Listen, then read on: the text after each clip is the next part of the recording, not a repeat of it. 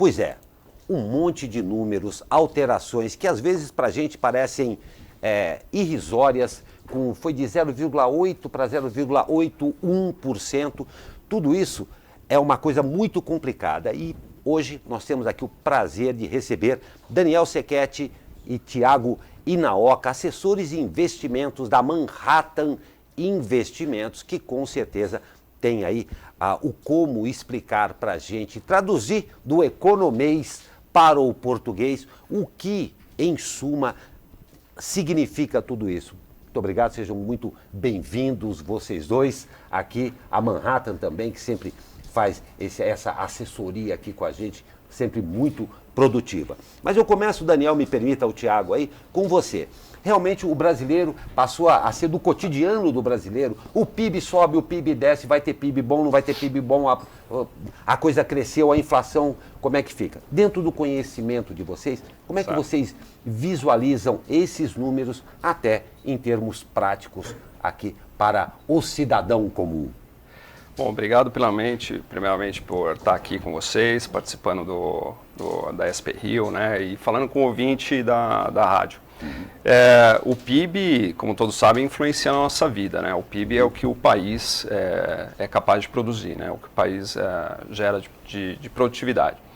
E mais do que o PIB, o governo ele tem maneiras de tentar aumentar, acelerar esse PIB. Hoje a gente vê que o PIB está numa recuperação mais lenta, de fato, desde a crise que iniciou lá em 2016. A gente vê uma recuperação bem lenta, mas o governo está usando todas as ferramentas para poder acelerar esse crescimento, né? Uma coisa que afeta muito a nossa vida, por exemplo, uma das ferramentas que o governo usa é a taxa Selic, que é os juros da economia do país. Essa é uma ferramenta que o governo usa como uma forma, né, de acelerar esse crescimento do PIB. Tá? Perfeito. Mas, Daniel, uma consideração aqui. É sabido que a economia ela não depende de um fator exclusivamente para ir bem ou ir mal. É um conjunto de fatores. E a economia, me corrija, por favor, se eu estiver errado, mas a economia brasileira dá a entender que ela tem alguns pontos de fragilidade extremos. Não vamos nem falar de mercado externo, né? Mas a economia brasileira, que como um todo tem uma série de fragilidades. Como é que vocês veem com tudo isso que está acontecendo? Porque veio tudo junto, né? Uma quase recessão aí, reforma da Previdência, reforma tributária. Em termos de vulnerabilidade, como é que nós estamos de economia aí? Olha, a nossa economia ela se mostra bem frágil ainda. Acho que o ponto principal que eu vejo que o governo atual vem tentando atacar é a parte fiscal. Exatamente. A parte fiscal. Então a reforma da Previdência, acho que é o principal ponto, é o projeto principal que a gente precisa realmente avançar. Passando essa parte fiscal, eu tenho certeza que haverão várias outras reformas tributária, outras reformas micros também para empresas, né, facilidade para a empresa, abertura de empresa, fechamento, etc., que devem vir para realmente acelerar. Mas a nossa economia ela é bem frágil, ela se mostra bem frágil. Mas tem um viés aí, eu pergunto ao Tiago aqui também existe dentro do que se formata agora, dentro do que está à nossa frente aí, um viés de que isso daí tenha uma recuperação. Todo mundo sabe que não vai ser rápido, mas Sim. que entre num viés realmente de crescimento e da estabilização da nossa economia? Bom dia, Glauco. Bom dia a todos. Sim, existe esse viés, né? Como você comentou, a economia brasileira é bastante frágil, depende ainda muito de investimento estrangeiro vindo para o Brasil. E essas reformas que o Daniel citou, principalmente a reforma da Previdência e a reforma tributária, elas criam um ambiente de maior confiança do Brasil em relação ao mercado internacional.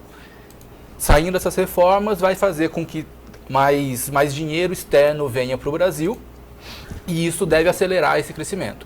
Tanto é que as perspectivas mostram aí 0,87 para esse ano e 2,1 no ano que vem. Então já é um salto bem grande, um crescimento bem considerável. Exatamente isso que eu ia perguntar a vocês também, aqui dentro da nossa parca experiência com relação à economia.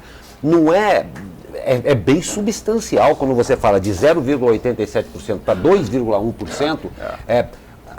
É factível? Vocês acham que está dentro de um plano real isso daí? Ou ainda especula-se muito em função das reformas políticas que podem ou não acontecer na intensidade que eles imaginam? É factível. As reformas, assim, elas têm se mostrado que vão sair na intensidade que o governo procura. Então, a reforma da Previdência, estimava-se uma economia de R$1 trilhão, fechou ali em 933 bilhões, que é bem próximo, uma perda bem pequena. A reforma tributária, a mesma coisa, deve trazer um ganho para o país na forma de impostos de R$700 bilhões. Então, assim, com esses dados, sim, é um número bem factível chegar nesses 2,1%. Acredito que é possível até superar um pouco se conseguirem essas micro-reformas, como o Daniel citou. Certo. Facilidade para se abrir empresas, o próprio e-social, que está mudando agora esse mês, né, saindo de um modelo, entrando para o outro, que facilita na gestão de pessoas. Então, somando todos esses fatores, sim, é factível, é plausível esse crescimento de 2,1% e até um pouco mais, talvez. Não, o Daniel citou muito bem, porque eu acho que para falar um português bem claro, o problema fiscal no Brasil é seríssimo porque ele, além de não ajudar, ele atrapalha, né? Então é um calcanhar de Aquiles mesmo que acaba travando a economia. Mas mudando um pouco, aí a gente viu recentemente aí uma luz talvez no fim do túnel aí, que é um balizador, creio eu, muito forte para a economia, uma pequena luz aí no mercado imobiliário, né? A gente já viu, isso já seria um reflexo da economia que estaria dando sinais, porque esse é um segmento absolutamente importante para o Brasil, é assim mesmo? O mercado imobiliário, a gente percebe assim, é sempre o último a sair da crise, né, e também é o último a se recuperar. Então eu vejo que sim, eu vejo como positivo, como bastante positivo. Apesar de a gente estar vivendo num momento, uma economia frágil, eu acho que o momento que o Brasil vive hoje é um momento excepcional. Tá? A gente está vivendo um momento que os juros estão baixos, a inflação está baixa e não tem previsão de aumento, de alavancar para os próximos anos. E então isso traz com bastante benefício para a economia brasileira.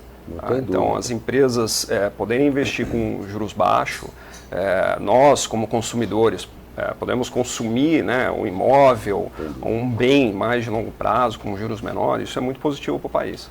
Não tem dúvida, então eu quero abusar um pouquinho de vocês, já como assessores de investimentos da Manhattan Investimentos. Talvez tenha chegado aí a hora do brasileiro começar a pensar também na perspectiva de também ser um investidor, o que na verdade, creio eu, no Brasil talvez não se opere muito assim, mas não é só para quem tem bilhões guardados ou milhões guardados. É factível para que um cidadão comum também invista. É a boa hora para ele começar a investir? Porque daqui a pouco nós temos que falar do evento de vocês ainda, não esqueci não. Sim, é uma boa hora. Na verdade, a todo momento é uma boa hora para começar a investir. Mas Perfeito. Hoje a gente vive um momento excepcionalmente diferente do que a gente viveu nos últimos, pelo menos aí, 12 anos. Então, Perfeito. Esse cenário de juros baixos, ele traz perspectiva de melhora, que é bom para a gente. Muita gente que já investia há algum tempo, principalmente ali na época de 2015, 2016, via taxa Selic a 14%, agora vê a 6%, acha que é ruim. Na verdade, isso é bom, Perfeito. Porque isso faz o dinheiro ficar mais barato para as empresas, financia mais o crescimento do país, tanto o mercado imobiliário, quanto indústrias, quanto empresas de todo tipo. E sim, traz um momento bom para a gente começar a investir. Ainda o Brasil é um país muito endividado, hoje cerca de 70% das famílias têm alguma dívida, então o primeiro passo é, digamos, sanar todas essas dívidas e depois começar assim a realizar esses investimentos. Perfeito, e eu vou fazer aqui até uma propaganda de grátis para vocês. Procure sempre um assessor de investimento. Paraquedista, até para ser paraquedista tem que ter curso, né? Então, por favor, procure sempre um profissional. Está aqui a Manhattan à disposição, mas eu quero falar agora do Manhattan Experience, um evento aí que a Manhattan traz no dia 10 de setembro, aqui no Hyde Park, em São José dos Campos. Queria que vocês falassem um pouquinho para mim o que é, com nomes absolutamente pesados vocês vão trazer aí, de renome mesmo. Sim, são duas pessoas do mercado financeiro. O Henrique Breda, que ele é gestor da Alaska Asset, que é uma empresa, né, uma gestora de recursos, Ele ganhou um prêmio no ano passado, em 2018, do IBMEC XP, como o melhor gestor de ações, tá? E a palestra dele é muito interessante porque ela é bem objetiva, bem prática, acho que todo investidor assim consegue entender. Ele mostra, por exemplo, como que a Bolsa se comportou nos últimos 10 anos e todos os eventos políticos que a gente passou, e ele mostra como que quem investia na Bolsa conseguiu sair bem desses eventos, né? E a Bettina Roxo também, que é inclusive daqui da cidade de São José dos Campos, hoje ela é analista da XP, da área de mineração, siderurgia e alimentos e bebidas. Ela vem falar sobre um pouco mais abrangente, mas ela vem falar sobre a economia, sobre esse momento que a gente diz que é um momento único que o país está passando. Não tem a menor dúvida. O Thiago comentou que os juros, no passado, 2 anos, a gente estava com juros aí, Selic na casa dos 2%.